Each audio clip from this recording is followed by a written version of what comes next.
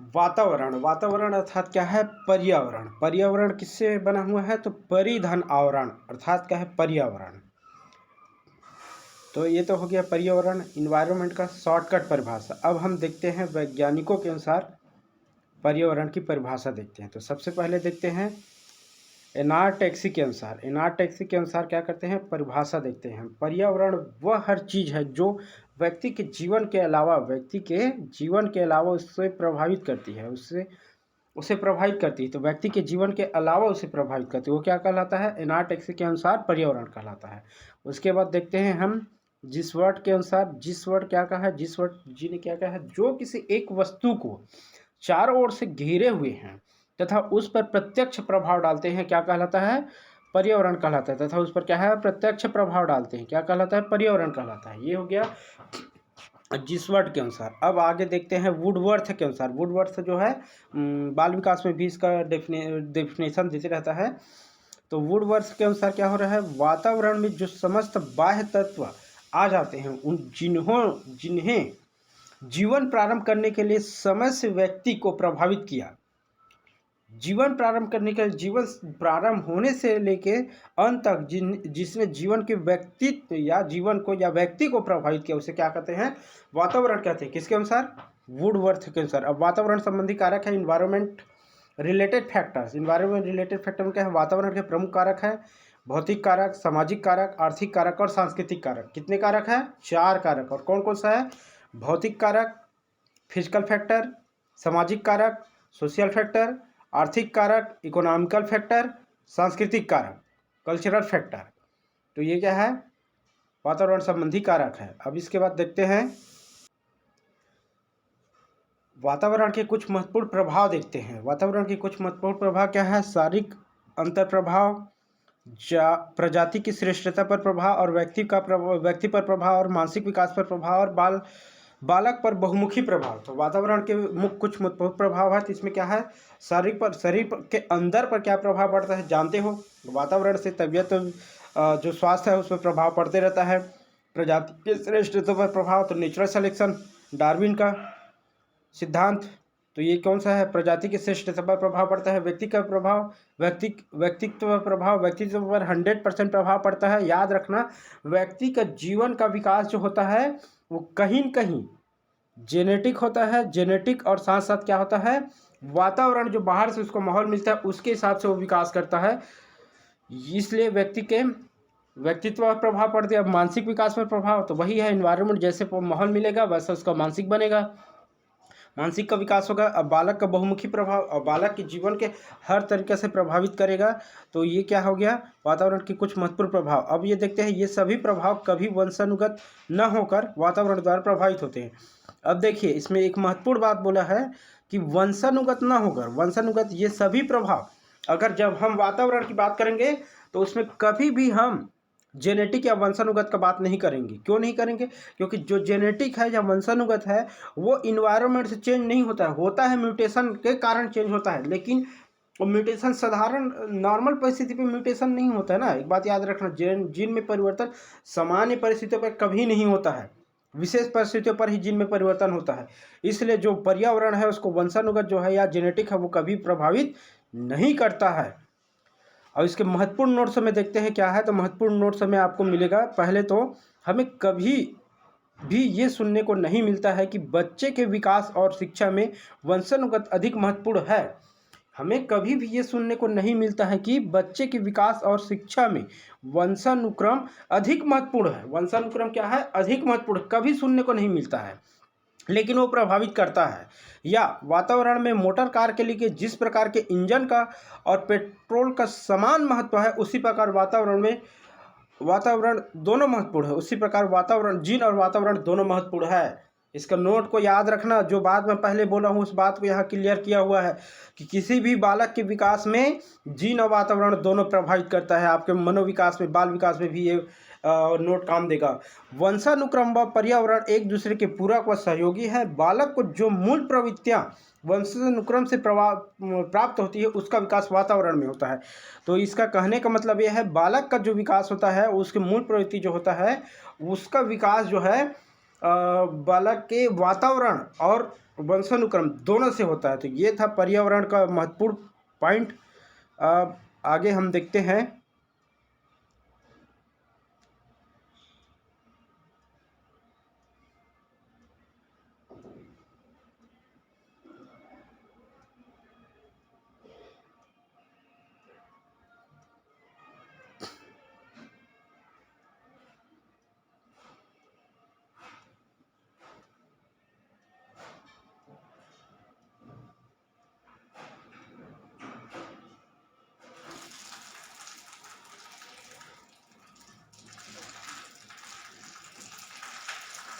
अनुवांशिकता और पर्यावरण का प्रभाव।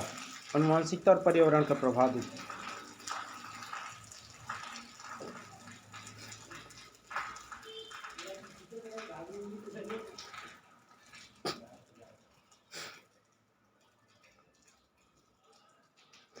अनुवांशिकता और पर्यावरण का प्रभाव हम क्या देखते हैं अब? अनुवांशिकता और पर्यावरण का प्रभाव देखते हैं।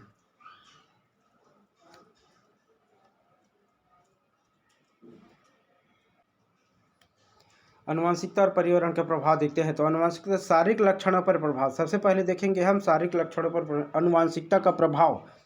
अनुवांशिकता का प्रभाव सबसे पहले शारीरिक लक्षण पर। अनुवांशिकता बालक के रंग, आकार, शरीर संगठन, ऊंचाई इत्यादि के निर्धारण में उसके अनुवांशिक गुणों का महत्वपूर्ण। देख, बालक का अगर उसका रंग है, उसका शरीर का संगठन है और उसका ऊंचाई है और उसका आँख का कलर है, ये सब चीज़ ना, बाल का कलर हो गया, ये सब चीज़ जेनेटिकली होता है। तो ये उसके शारीरिक लक्षणों पर प्रभाव हो गया।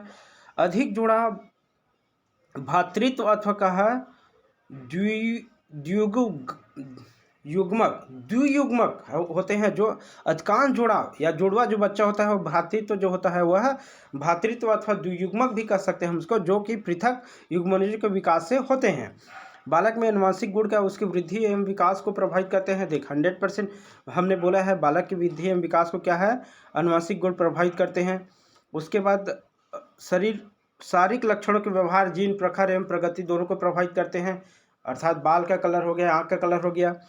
जीन जोड़ों में होते हैं। यदि किसी भी जीन तो जोड़ों में रहते हैं।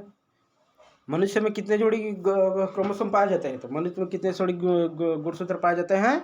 तो मनुष्य में 23 जोड़ी क्रोमोसोम पाए जाते हैं। ठीक है।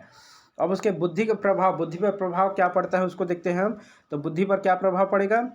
बुद्धि पर प्रभाव पड़ता है। तो बुद्धि पर क्या प्रभाव पड़ता है? तो गार्डनर के अनुसार, गोडार्ड का मत है कि मंद बुद्धि माता पिता की संतान, मंद बुद्धि और तीव्र बुद्धि माता पिता की संतान की तीव्र बुद्धि वाली होती है। इसका कहने का मतलब यह है कि मंद बुद्धि माता पिता है अगर, तो उसकी संतान क्या होगा? मंद बुद्धि होगा। और तीव्र बुद्धि वाला अगर माता पिता है तो उसकी संतान तीव्र बुद्धि होगी। अर्थात उसके 100% ये जरूरी नहीं है, लेकिन जहाँ तक ज़्यादातर केस में, मतलब 99+ केस में ऐसा होता है। उसके बाद देखते हैं हम, ये तो हो गया जेनेटिक की बात।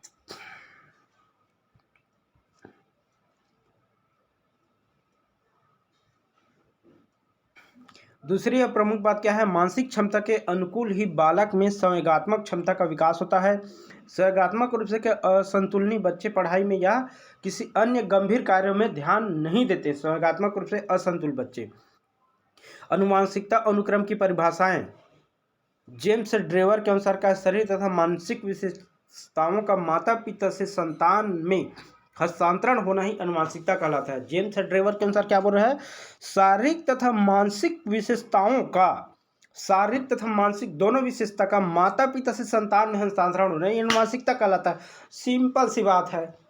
अर्थात किसी भी बालक का जो शारीरिक बनावट है, उसका मानसिक सोच जो है या माइंड है या उसका बुद्धि जो है, वो किससे ट्रांसफ़र होता है? माता पिता से मिलता है। अर्थात जो ट्रांसफ़र होता है, हस्तांतरण होता है, उसी को किसने क्या कह दिया? अनुवांशिकता कह दिया। किसने? जेम्स ड्रेवर ने। अब बनते हैं हम रूथ बेनेडिक्ट के अनुसार क्या है? तो वंशानुक्रम माता पिता से प्राप्त होने वाला गुण है। अब देखिए, वही उसी बात को इसने कह दिया। इसने क्या किया? जो प्रभावित करता है बोल दिया था। हस्तांतरण होता है। अब इसने क्या कह दिया, जो प्राप्त होता है, प्राप्त होना, हस्तांतरण होना, ट्रांसफर होना, सब एक ही बात है। बस घुमा घुमा के इस कीवर्ड को पकड़ना है आपको। कौन सा कीवर्ड को पकड़ना है? पहला कीवर्ड आपको हस्तांतरण को पकड़ना है। ये हस्तांतरण वर्ड को पकड़ना है ना। और दूसरा कीवर्ड इसमें रहेगा प्राप्त होता है। ये दोनों वर्ड को पकड़ना है। उसके बाद देखते हैं, उसके बाद क्या देखते हैं, पीजिसबर्ट के अनुसार, पीजिसबर्ट के अनुसार क्या होगा, प्रकृति में पीढ़ी का प्रत्येक कार्य कुछ जैविक अथवा का है मनोवैज्ञानिक विशेषताओं को माता पिता के द्वारा का है उनकी संतानों में हस्तांतरित करना ही आनुवंशिकता कहलाता है। प्रकृति में पीढ़ी का प्रत्येक कार्य कुछ जैविकी अथवा मनोवैज्ञानिक विशेषताओं को माता पिता के द्वारा उनकी संतानों में हस्तांतरित करना क्या कहलाता है? आनुवंशिकता कहलाता है।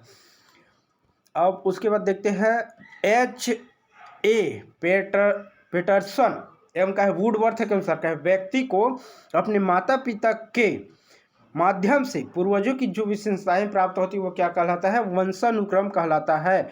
अब B.N. झा के अनुसार वंशानुक्रम व्यक्ति तक की विशेषताओं का पूर्ण योग है। इसने क्या, कौन सा वर्ड यूज किया है? अब देखिए इसने कौन सा वर्ड यूज कर दिया? पूर्ण योग वर्ड यूज कर दिया। ऐसे ना, और किसने यूज किया है? B.N. झा ने। इसको आपको याद रखना है। ऐसे ही कुछ कुछ चीज़ें मिलते रहता है जो समय समय पर इस कीवर्ड को आपको याद रखना है। नेक्स्ट पेज में जाते हैं। देखिए क्वांटिटी ऑफ इंटेलिजेंस से पहला पॉइंट क्या बोला है? बुद्धि जन्मजात शक्ति एवं योग्यता है। बुद्धि क्या है? जन्मजात शक्ति बोला है एवं योग्यता है। ये अर्जित परिस्थिति नहीं बोला है जिसको हम ग्रहण नहीं कर सकते, प्राप्त नहीं कर सकते। ये किसके अनुसार? ये क्वांटिटी ऑफ इंटेलिजेंस से बोला है। लेकिन याद रखना, पर्यावरण प्रभावित करता है। बुद्धि जन्मजात शक्ति भली है लेकिन उसको हम ग्रहण कर सकते हैं इन्वायरमेंट के द्वारा। माहौल, अगर किसी बच्चे को जन्मजात शक्ति है लेकिन अगर उसको माहौल नहीं मिलेगा तो उसका डेवलप नहीं होगा, उसका विकास नहीं होगा। इसलिए इसमें पहला पॉइंट क्या बोला है? बुद्धि जन्मजात शक्ति है एवं योग्यता है। अब इसका मतलब ये मत समझ लेना कि जो बच्चे मंद बुद्धि है उसको तुम अच्छा माहौल दोगे। अब घोड़े को माहौल देके तुम गधा को माहौल देके तुम घोड़ा नहीं बना सकते। इसलिए घोड़ा घोड़ा होता है, गधा गधा होता है। ये क्या है? जन्मजात शक्ति है। ये इसका एग्जाम्पल है, ठीक है। दूसरा क्या बोल रहा है? बुद्धि एक विकासशील एवं परिवर्तन योग्यता है। अब देख, पहली बात क्या बोल दिया? जन्मजात शक्ति है। अब दूसरी बात क्या कर दिया? विकासशील एवं परिवर्तनशील योग्यता है। अब विकासशील और परिवर्तनशील योग्यता, इसका मतलब क्या है? जैसा वातावरण मिलेगा उसके हिसाब से वो विकास कर लेगा, परिवर्तन हो जाएगा उसमें। ये भी बात बोला है। अब तीसरा बात क्या बोला है? बुद्धि पर वंशानुक्रम एवं वातावरण दोनों का प्रभाव पड़ता है। अब बुद्धि जो है उस पर वंशानुक्रम, ये देख स्पष्ट कर दिया ना, कहाँ पर स्पष्ट कर दी? ये आपको स्पष्ट कर दिया।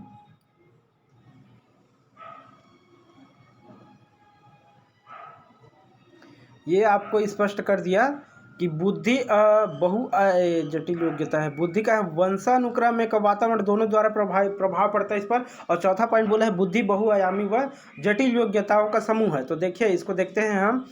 सबसे पहले देखते हैं बुद्धि जन्मजात शक्ति एवं योग्यता है। बुद्धि क्या है? जन्मजात शक्ति एवं योग्यता है। दूसरा पॉइंट है बुद्धि विकास एवं परिवर्तनशील है। सबसे पहले याद रखना बुद्धि जन्मजात एवं योग्यता है। दूसरा पॉइंट याद रखना इसको विकासशील एवं परिवर्तनशील है। तीसरा पॉइंट याद रखना बुद्धि पर अनुवांशिक या वंशानुक्रम या जेनेटिक का प्रभाव पड़ता है, साथ साथ वातावरण दोनों का प्रभाव पड़ता है। चौथा पॉइंट याद रखना बहुआयामी एवं जटिल योग्यताओं का समूह है। बहुआयामी एवं जटिल योग्यताओं का समूह है क्या? बुद्धि। अब देखते हैं टाइप ऑफ इंटेलिजेंस। मूर्त और अमूर्त दो प्रकार के होते हैं। सबसे पहले मूर्त को समझिए और अमूर्त को समझिए। मूर्त अर्थात जिसको हम देख सकते हैं, छू सकते हैं और उसको प्रत्यक्ष रूप से उसको छू के हम उसको जान सकते हैं, शेप आकृति उसको साइज को बता सकते हैं। ये क्या है? मूर्त कहलाता है। और अमूर्त क्या है?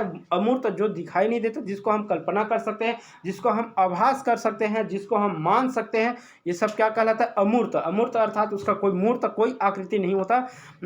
आकृति तो होता है, ऐसा अनुमान लगा सकते हैं हम, लेकिन उसको प्रत्यक्ष रूप से जैसे आंखों से देखते हैं वैसा प्रत्यक्ष रूप से नहीं देख सकते। ये हो गया। जैसे इसका एग्जांपल देखता हूँ, मूर्त के एग्जांपल में कुछ भी ले सकते हो आप, XYZ। अमूर्त के एग्जांपल में ले सकते हो जैसे वायु हो गया, इसको हम एहसास कर सकते हैं, कल्पना कर सकते हैं। और लेकिन उसको हम क्या कहा है, प्रत्यक्ष आंखों से देख नहीं सकते हैं, इसलिए क्या हो गया, अमूर्त हो गया। ठीक है, बुद्धि के सिद्धांत में एक तत्व सिद्धांत। अब बुद्धि के सिद्धांत देखते हैं। हाँ, एक तत्व सिद्धांत, द्वितत्व सिद्धांत। तो सबसे पहले हम एक तत्व सिद्धांत को देखते हैं। अल्फ्रेड बीने ने 1911 में, अल्फ्रेड बीने ने क्या कब किया, 1911 में अल्फ्रेड बीने ने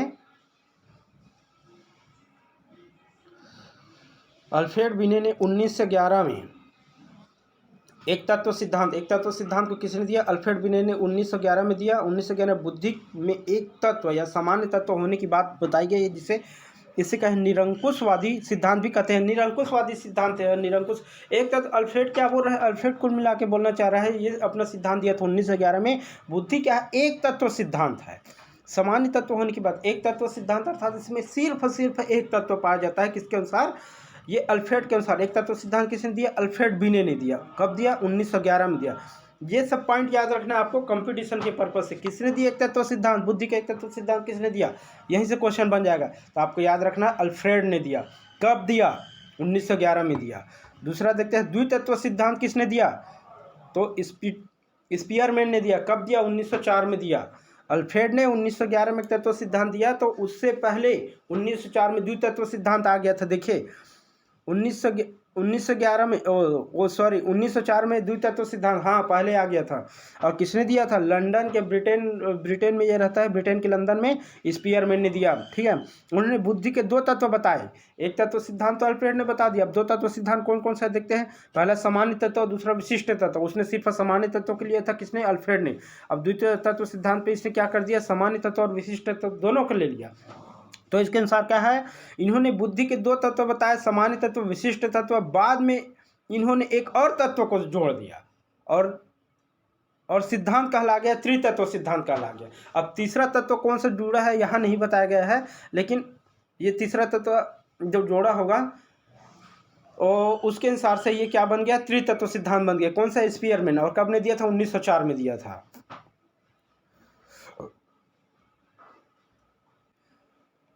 अब कोई वैज्ञानिक आ गया, उसने क्या कौन सा दे दिया, तो उसने दे दिया बहुतत्व सिद्धांत को दे दिया। और बहुतत्व सिद्धांत को दे दिया, ये कौन सा वैज्ञानिक है, थार्नडाइक। और थार्नडाइक कहाँ के रहने वाले, यूएसए के रहने वाले। ठीक है, इसके अनुसार उसके बाद हम देखते हैं, इसके अनुसार क्या है, व्यक्ति जितनी भी मानसिक क्रियाएं करता है उसे तत्व बुद्धि के अंतर्गत पाए जाते हैं, उनके तत्व बुद्धि के अंतर्गत पाया जाता है। अब इसमें बहुतत्व सिद्धांत दे दिया। एक तत्व सिद्धांत को के बाद दो तत्व सिद्धांत आया, उसके बाद फिर आया बहुतत्व सिद्धांत। बहुतत्व सिद्धांत को थार्नडाइक ने दिया। थार्नडाइक के अनुसार क्या है, व्यक्ति जितने भी मानसिक क्रिया करते हैं उस सब के लिए कौन जिम्मेदार होता है, तो कहीं न कहीं हर एक तत्व जिम्मेदार होता है, इसलिए बहुतत्व सिद्धांत दे दिया। समूह तत्व सिद्धांत थर्स्टन ने दिया, 1938 में दिया। थर्स्टन के अनुसार बुक कौन सा है, प्राइमरी मेंटल एलिजिबिलिटी बुक में यह मिलेगा आपको। अगर प्रत्यक्ष देखना है, पढ़ना है बुक से, तो प्राइमरी मेंटल एलिजिबिलिटी का बुक खरीद सकते हो। समूह तत्व सिद्धांत उसे मिल जाएगा। थर्स्टन का कब मिला था, 1938 में मिला था। इन्होंने कुल 13 तत्व बताए, समूह तत्व का कुल 13 तत्व बताए, और इनमें से 7 प्रमुख तत्व बताया। 7 बलों को प्रमुख तत्व बताया। ठीक है, 7 बलों को। अब त्रिआयामी पदानुक्रम सिद्धांत, त्रिआयामी पद का स्टर्नबर्ग ने दिया था। त्रिआयामी पदानुक्रम सिद्धांत याद रखना, बस दिया किसने है। और तरल ठोस बुद्धि सिद्धांत का, तरल ठोस बुद्धि सिद्धांत आरबी कैटल ने दिया। ठीक है, अब बुद्धि लब्धि देखते हैं। इंटेलिजेंस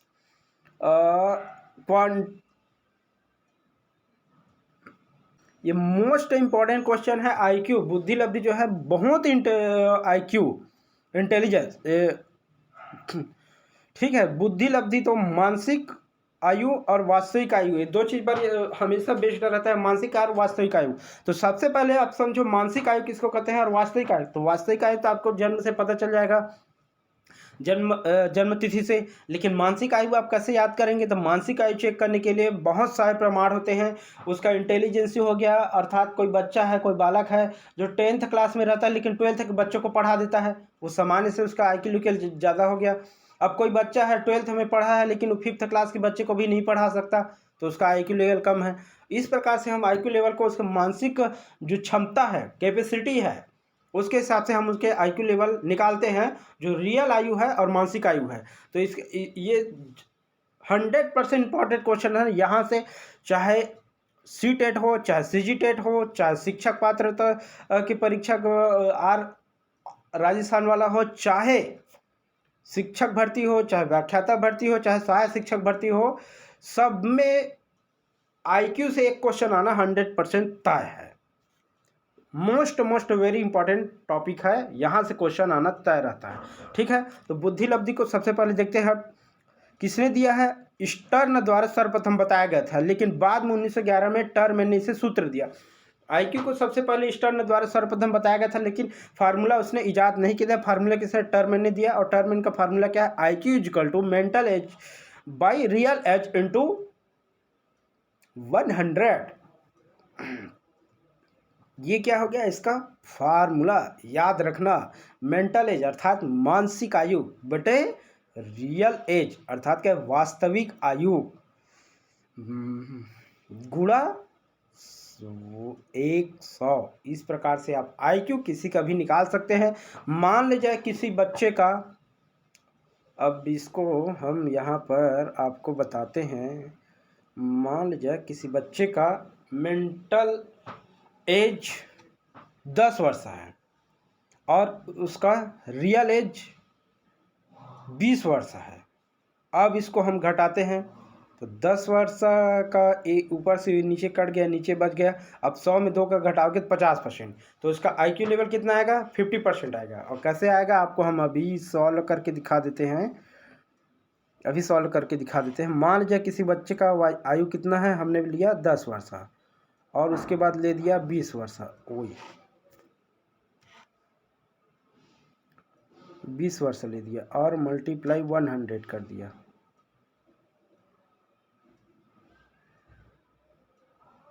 ठीक, समझ जाना इसको। तो इसका 0 से 0 कटा देंगे, 0 से 0 से कटा देंगे। और 2 से अगर 100 को कटाएंगे, 2 से अगर 100 को कटाएंगे तो क्या बचेगा, कुल मिला के बराबर 50 बचेगा। तो इसको याद रखना, ऐसे ही आईक्यू लेवल निकालते हैं। ये हो गया। अब इसके बाद देखते हैं हम मेंटल एज के बाद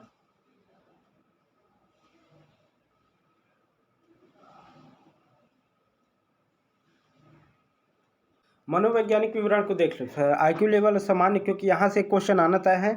मनोवैज्ञानिक विश्लेषण का आईक्यू वितरण। आईक्यू 130 या इससे ऊपर के बच्चे को अति श्रेष्ठ अर्थात क्या प्रभावशाली व्यक्ति कहते हैं। 120 से अगर 129 में है तो श्रेष्ठ बुद्धि कहेंगे। 110 से 119 में है तो उच्च सामान्य बुद्धि कहेंगे। इसको मैं पिछले वीडियो में भी बताया था, लेकिन ध्यान से पढ़ना, यहाँ से क्वेश्चन आता है। अगर 120 से 129 है तो इसको क्या कहेंगे, श्रेष्ठ बुद्धि। सबसे पहले याद रखना, जो 130 या उससे ऊपर है वो अति श्रेष्ठ बुद्धि कहलाएगा। उसके बाद नीचे उतरना, अति श्रेष्ठ के बाद आता है श्रेष्ठ, तो ये कहाँ से 20 से 29, ठीक है। उसके बाद उसके नीचे आओगे तो उच्च सामान्य बुद्धि आएगा। अति श्रेष्ठ बुद्धि, फिर श्रेष्ठ बुद्धि, फिर उच्च सामान्य बुद्धि, फिर सामान्य बुद्धि 90 से 109 के बीच में, फिर मंद बुद्धि आएगा 80 से 90 के बीच में। और उसके बाद फिर क्या है, क्षीण बुद्धि 70 से 79 के बीच में। अब और 69 से नीचे के जितने भी बुद्धि है वो निश्चित क्षीण बुद्धि के अंतर्गत आता है। ये आईक्यू का वितरण है। मनोवैज्ञानिक मेरियल द्वारा 10 आईक्यू इसने भी दिया है, मनोवैज्ञानिक मेरियल ने दिया, ठीक है। इसके अनुसार क्या है, 40 या इससे ऊपर को अति श्रेष्ठ बुद्धि माना है। उसमें 30 या उससे ऊपर को माना था, इसने 40 या उससे ऊपर को मान दिया। फिर वही है 10-10 घटाते जाना, तो 20 से 39 के बीच को श्रेष्ठ बुद्धि कहेंगे। अति श्रेष्ठ के बाद श्रेष्ठ ही आएगा। उसके बाद क्या 110 से 119 को उच्च सामान्य बुद्धि कहेंगे। सामान्य के पहले उच्च सामान्य बुद्धि आएगा। 90 से 109 को सामान्य बुद्धि कहा है, इसने भी शायद 90 से 109 को सामान्य बुद्धि कहा है। 80 से 90 को मंद बुद्धि कहा है, इसने भी मंद बुद्धि कहा है। और 69 से 79 को इसने क्षीण बुद्धि कहा है, और इसने 69 से नीचे वाले को पूर्ण क्षीण बुद्धि में डाल दिया। और 89 से नीचे को निश्चित क्षीण बुद्धि में, इसने निश्चित क्षीण बुद्धि में 69 से नीचे को डाला है, इसने भी 69 से नीचे को निश्चित क्षीण बुद्धि। कहीं कहीं दोनों ने एक जैसे ही बात की है। सामान्य सी बात देख लेते हैं। तो बुद्धि, इंटेलिजेंस की परिभाषा देखते हैं। सर्वप्रथम बुद्धि का प्रयोग किसने किया, तो आंसर जाएगा फ्रांसिस गाल्टन ने 1885 में किया। याद रखना बच्चों, सर्वप्रथम बुद्धि का प्रयोग किसने किया, बुद्धि शब्द का प्रयोग किसने किया? Francis Galton. इसका आंसर जाएगा फ्रांसिस गाल्टन 1885 में किया, 1885 में। ज़्यादा दिन पहले की बात नहीं है, अभी अभी की बात है, 1885। ठीक है, 200 साल पहले की बात है लगभग। बुद्धि क्या है? तो विभिन्न प्रकार की योग्यता ही बुद्धि है। क्या है? विभिन्न प्रकार की योग्यता है। तो वह क्या है? बुद्धि कैसी होती है? अमूर्त होती है। हमने पहले ही कहा, किसी के आईक्यू लेवल को हम तो डिसाइड कर लेते हैं कितना होता है, लेकिन मान लीजिए डाटा आ गया, क्या आ गया, 120 आ गया, 130 आ गया, उसको हम लिखते हैं, फिर एक आभास करते हैं कि भाई इतना होगा। तो बुद्धि क्या है? वो अमूर्त है। अमूर्त है तो अमूर्त है, अमूर्त है इसका मतलब आप कैसे कर सकते हो? उसको प्रत्यक्ष नहीं देख सकते किसी के इंसान की बुद्धि कितना है, प्रत्यक्ष है उसको नहीं देख सकते आप, बस एक तुलना कर सकते हो, कल्पना कर सकते हो, एक सोच सकते हो कि और एक अनुमान लगा सकते हो कि इसका बुद्धि इतना है।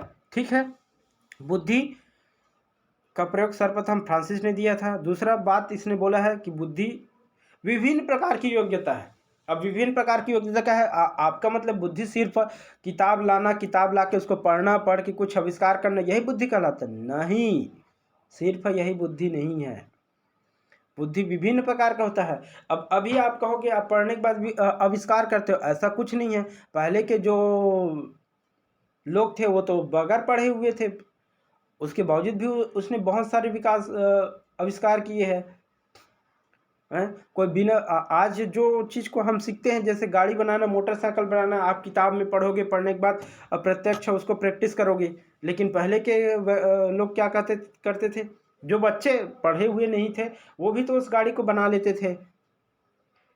तो इस प्रकार से वह अमूर्त है। ठीक है, दूसरा डेफिनेशन में क्या बोला है, इंटेलिजेंस का डेफिनेशन देखते हैं टर्मन के अनुसार। टर्मन के अनुसार क्या है? बुद्धि अमूर्त विचारों के बारे में सोचने की योग्यता है। बुद्धि क्या है? बुद्धि अमूर्त विचारों के बारे में सोचने की योग्यता है। अमूर्त विचार, अब देखिए बुद्धि को इसको स्पष्ट कर दिया किसने? टर्नम ने। टर्मन ने क्या किया? टर्मन के अनुसार क्या है? अमूर्त विचार, जो हमारे दिमाग में कल्पना जो आता है, अमूर्त कल्पना। अमूर्त कल्पना जैसे हम कोई चीज़ का जैसे विकास किया, मान लीजिए कोई किसी ने एरोप्लेन बनाया, या बनाने से पहले उसके दिमाग में वो अमूर्त संकल्पना या अमूर्त विचार आया होगा, काश कि पंछी जैसे उड़ रहे हैं तो हम भी तो उड़ सकते हैं आसमान में, वैसे पहले उसके मन में विचार आया। ये किसने कहा है? टर्नम के अनुसार, उसी को इसने बुद्धि माना है। बंकिंघम के अनुसार क्या है? सीखने की योग्यता है बुद्धि। आप देखिए, अगर हम अमूर्त विचार करते हैं टर्नम के अनुसार वो बुद्धि है, लेकिन बंकिंघम इसने भी कहा है सीखने की योग्यता है। अगर आप गाड़ी बनाना सीख सकते हो, पढ़ना सीख सकते हो, आविष्कार कर सकते हो, ये सब क्या है? बुद्धि है। किसके अनुसार? बंकिंघम के अनुसार। अब उसके बाद देखते हैं वुडवर्थ के अनुसार क्या है? बुद्धि कार्य करने की एक विधि है। ये सिंपल सी बात बोल दी किसने? वुडवर्थ ने। तो वुडवर्थ वैज्ञानिक ने क्या कहते हैं? बुद्धि कार्य करने की एक विधि है। वुडवर्थ के अनुसार बुद्धि कार्य करने की एक विधि है। उसके बाद क्या है? मन के अनुसार, मन के अनुसार नवीन परिस्थितियों को झेलना ही मानसिक की नमनीयता की बुद्धि है। नवीन परिस्थितियों को, अब मन के अनुसार नवीन परिस्थितियों को झेलना ही मानसिक बुद्धि है, ये मन के अनुसार कह रहा है। लेकिन ऐसा भी हो सकता है, क्या हो सकता है कि भाई एक परिभाषा और देख सकते हैं। अब इसने मन के अनुसार क्या कर दी? विभिन्न परिस्थितियों को झेलना ही मानसिक बुद्धि कहलाता है, मन के अनुसार। लेकिन ये भी तो कह सकते हैं भाई कि जीवन जीने के लिए या विभिन्न परिस्थितियों को झेलना, विभिन्न परिस्थितियों के समस्याओं का निदान करना भी बुद्धि है, ये भी कह सकते हैं। अलग अलग वैज्ञानिक आए, अपने अपने हिसाब से परिभाषा देती है, चले गए। तो ये है वैज्ञानिकों के अनुसार से परिभाषा। तो इसमें कुछ खास रटने का चीज़ नहीं है, बस समझना है, कीवर्ड को पकड़ना है, उसके बाद आगे बढ़ना है। अब एक टॉपिक और देखते हैं, संवेग तथा संज्ञान। तो सबसे पहले देखते हैं संज्ञान क्या है। तो संज्ञान का अर्थ है समझ अथवा ज्ञान। अब देखिए संज्ञान में कुछ ज़्यादा कुछ रखा नहीं है, समझ अथवा ज्ञान। समझ को आप समझ सकते हो कि कोई पढ़ा रहा है और उसके जैसे वो समझाना चाह रहे उसके हिसाब से आप समझ गए तो समझ हो गया। अब ज्ञान, ज्ञान किसे कहेंगे? तो ज्ञान जो अगर समझ गया, समझने के बाद उसको ग्रहण कर लिया तो वो क्या कहलाएगा? ज्ञान कहलाएगा। ठीक है, तो इसको देखते हैं संज्ञान। सबसे पहले संज्ञान का अर्थ है समझ अथवा ज्ञान। संज्ञान और ज्ञान लगभग दोनों एक ही वर्ड, समानार्थी शब्द है। ठीक है, उसके बाद क्या है? संज्ञान के मुख्य पक्ष निम्न सम्मिलित हैं। तो संज्ञान में कौन कौन सा रहेगा, तो समझ और ज्ञान को तो संज्ञान कह दिया। अब उसमें पहला क्या आएगा, ज्ञान, दूसरा समग्रता, तीसरा अनुप्रयोग, चौथा विश्लेषण, पांचवा संश्लेषण और छठा मूल्यांकन। तो ज्ञान हो गया, समग्रता हो गया, अनुप्रयोग हो गया, विश्लेषण हो गया, संश्लेषण हो गया और मूल्यांकन। विश्लेषण, संश्लेषण और मूल्यांकन और अनुप्रयोग और समग्रता, ठीक है। तो ज्ञान को तो हमने बता दिया। अब देखते हैं समग्रता। अनुप्रयोग, कोई भी चीज़ का अब हम प्रयोग करते हैं उसको अनुप्रयोग कर सकते हैं। विश्लेषण मतलब कोई भी शॉर्ट चीज़ है उसका विश्लेषण करते हैं, वो विश्लेषण में आएगा, जैसे मैं अभी कर रहा हूँ, विश्लेषण कर रहा हूँ। संश्लेषण, अब बहुत सारी चीज़ है उसको समराइज करके मैं छोटा सा बना दिया, वो संश्लेषण हो जाएगा। मूल्यांकन को आप जानते हो, बीएड वाले हो इसलिए पढ़ते हो, मूल्यांकन करते हो, समझ सकते हो आप। संज्ञानात्मक विकास का तात्पर्य बच्चे के सीखने और सूचनाएं एकत्रित करने से है। इनमें अवधान में वृद्धि, प्रत्यक्षीकरण, भाषा, चिंतन, स्मरण शक्ति और तर्क शामिल है। अवधान में ठीक है, प्रत्यक्षीकरण, भाषा, चिंतन, स्मरण शक्ति और तर्क शक्ति। स्मरण शक्ति और तर्क शक्ति, देखिए इसको हम परिभाषित कर, संज्ञानात्मक विकास का तात्पर्य है बच्चों के सीखने और सूचनाएं एकत्रित करने को संज्ञात्मक विकास कर सकते हैं। तो इसमें शामिल क्या क्या रहेगा, बुद्धि रहेगा, प्रत्यक्षीकरण, प्रमाण भी रहेगा, भाषा का विकास हो गया तो भी उसको संज्ञान कर सकते हैं। अगर उसमें चिंतन शक्ति का विकास हो गया तो भी संज्ञान कर सकते हैं। स्मरण शक्ति का विकास हो गया तो भी संज्ञान कहेंगे, या तर्क शक्ति का। तो इसमें कौन कौन सा शामिल है, बुद्धि, प्रत्यक्षीकरण, भाषा, चिंतन, स्मरण और तर्क शक्ति शामिल है इसमें, ठीक है। अब संवेग देखते हैं। संज्ञान को तभी पढ़ लिए, संवेग क्या कहता है, इमोशन में भावनात्मक रूप से जुड़े रहेंगे, जानते हो। संवेग अंग्रेजी भाषा के इमोशन का हिंदी रूपांतरण है। इसकी उत्पत्ति लैटिन भाषा के इमोवर शब्द से हुआ है, जिसका अर्थ है उत्तेजित होना। संवेग इमोशन का कहीं कहीं उससे संबंधित, इमोशन को उत्तेजित होना भी कह सकते हैं।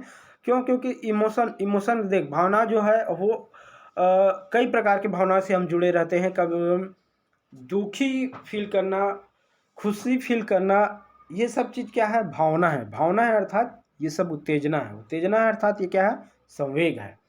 अब आप कभी आपको रटने की जरूरत नहीं पड़े तो संवेग और संज्ञान में अंतर समझ में आ रहा है। अगर वो चिंतन कर रहा है, कुछ स्मरण कर रहा है, कुछ अवधान, कुछ प्रत्यक्षीकरण प्रमाण दे रहा है, तो क्या हो गया, संज्ञान में आ गया। और संवेग क्या हो गया, संवेग में इमोशन को जोड़ के रखना, अटैचमेंट है। वुडवर्थ का संवेग व्यक्ति की उत्तेजित दशा है, सीधी सी बात।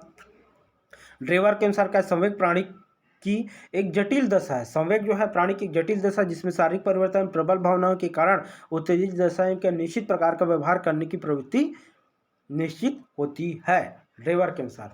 तो ये हो गया संज्ञान और संवेग, ठीक है।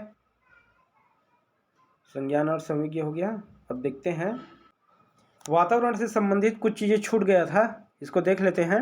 वातावरण के कुछ महत्वपूर्ण प्रभाव, तो शारीरिक अंतरण का प्रभाव, पहले शारीरिक अंतर पर प्रभाव, फिर प्रजाति की श्रेष्ठता। वातावरण है प्रजाति का प्रभाव रहेगा, शारीरिक अंतर पर भी प्रभाव पड़ता है, याद रखना।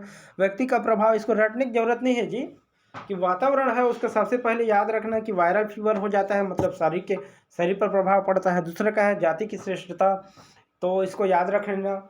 नेचुरल सिलेक्शन मतलब जो परिवर्तन कर लेगा, जो श्रेष्ठ हो जाएगा वो आगे सर्वाइव करेगा।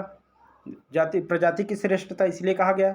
व्यक्ति पर प्रभाव, पर्यावरण। अब इसको अंतः प्रभाव में तो आप वायरल फीवर को याद कर सकते, लेकिन व्यक्ति के प्रभाव, बाहरी प्रभाव से भी जैसा माहौल दोगे वैसा उसका व्यक्तित्व बन जाता है।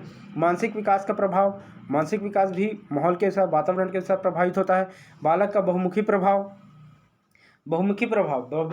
मतलब उसका विकास का चौतरफा प्रभाव उसको प्रभावित करता है, हर तरीक़े से प्रभावित करता है। अब देखते हैं ये सभी प्रभाव कभी वंशानुगत न होकर वातावरण प्रभाव पड़ता है। इसको याद रखना, शारीरिक के अंतर प्रभाव जो है वो जेनेटिक पर डिपेंड नहीं करेगा। प्रजाति की श्रेष्ठता का प्रभाव जेनेटिक पर डिपेंड नहीं करेगा, जाति पर व्यक्तिगत प्रभाव, मानसिक विकास का प्रभाव, बालक का बहुमुखी विकास, ये सभी का वातावरण कभी वंशानुगत न होकर का वातावरण द्वारा प्रभावित होते हैं, ये कह रहे हैं। अब इसमें देखते हैं महत्वपूर्ण नोट क्या है।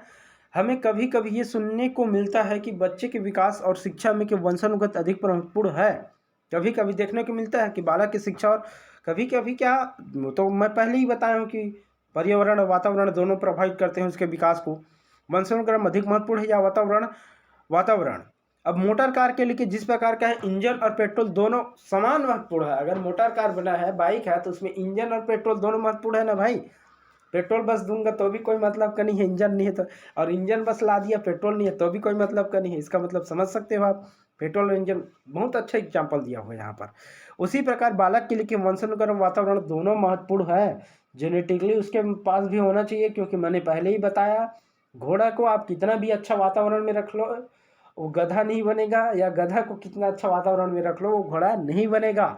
जेनेटिकली है। हाँ, लेकिन अगर घोड़े को आप रेस के लिए तैयार करना चाहते हो तो उसको डेली प्रैक्टिस कराना पड़ेगा, उसको दौड़ाना पड़ेगा। और अगर मान लीजिए अगर उसको दौड़ा नहीं रहे हो आप, और घोड़ा है, फिर भी वह दौड़ना नहीं सीख पाएगा। अगर उसको उस वातावरण में चलना सीख जाएगा, सामान्य से दौड़ना सीख जाएगा, लेकिन रेस के लिए वो तैयार नहीं हो पाएगा। सरवाइव तो कर लेगा, जीवन जी लेगा, लेकिन वो रेस के लिए तैयार नहीं हो पाएगा। इसलिए रेस में शामिल होना है, कंपटीशन में शामिल होना है, अपने स्पीड को बढ़ाना है, अपनी क्षमता को बढ़ाना है, तो आपको वैसा माहौल भी मिलना है, और उस माहौल के हिसाब से ही आप आगे बढ़ सकते हैं। ये हो गया, प्रत्यक्ष रूप से आपको मिल गया नोट में प्रमाण। अगला लाइन क्या बोल रहा है उसको देखते हैं। वंशानुक्रम व पर्यावरण एक दूसरे के पूरक व सहयोगी हैं, या कह सकते हैं एक सिक्का के दो पहलू हैं। सीधी सी बात, बालक को जो मूल प्रवृत्तियां वंशानुगत से प्राप्त होती है उनका विकास वातावरण में होता है। सीधी सी बात, बालक को जो मूल प्रवृत्तियां वंशानुक्रम से प्राप्त होती है, अर्थात घोड़े को गधे की वंशानुक्रम नहीं प्राप्त होती, घोड़े को घोड़े का वंशानुक्रम प्राप्त होगा। और उसके बाद फिर उसको रेस में शामिल करने है या रेस के लिए तैयार करने के लिए उसको वातावरण देना पड़ेगा, उसको स्पीड को तैयार करने के लिए उसको अच्छा अच्छा खाना देना पड़ेगा, और उसके बाद फिर उसको दौड़ाना पड़ेगा, और फिर उसको देखना फिर मसल्स कैसे डेवलप होता है, फिर उसके बाद वो आगे सरवाइव करता है। यही है वातावरण का महत्वपूर्ण प्रभाव और विकास का यही मूल सिद्धांत यही है। एक बात, 100 बात की एक बात याद रखना कि विकास जो होता है वो जेनेटिक और वातावरण दोनों पर डिपेंड करता है। यही चीज़ इसने बताया। और दूसरा पॉइंट हमने आईक्यू बताया, तो आईक्यू लेवल के लिए एक बार मैं फिर फार्मूला रिपीट कर दूं। आईक्यू को याद रखना, सबसे पहले बुद्धि लब्धि किसने दिया था, तो इसका प्रयोग सर्वप्रथम स्टर्न द्वारा किया गया था, लेकिन बाद में 1911 में टर्म ने एक फार्मूला दे दिया। फार्मूला के अनुसार क्या है, आईक्यू क्या होता है, ऊपर में मेंटल एज डालना, नीचे में रियल एज डालना, फिर 100 से इसको मल्टीप्लाई कर देना। याद रखना, ऊपर में मेंटल एज रहेगा ना, ऊपर में मानसिक आयु ऊपर में रखना, क्योंकि अभी तो आपको फार्मूला देख के याद आ रहा है, लेकिन एग्जाम में जाओगे तो दिमाग काम नहीं करता है किसको कहाँ रखें किसको कहाँ रखें। तो इसलिए इसको 100% याद रखना, इससे एक क्वेश्चन 100% आता है। तो ये है आज का क्लास, और इसको वॉच करिए, बार बार वॉच करिए, आपको ये चीज़ अच्छे समझ में आएगा। साथ साथ आपको इस चीज़ रटना नहीं पड़ेगा, 2 बार 3 बार आप रिपीट कर लिए, फिर आपको 100% ये चीज़ याद हो जाएगा। चलिए ठीक है, आज के क्लास के लिए धन्यवाद।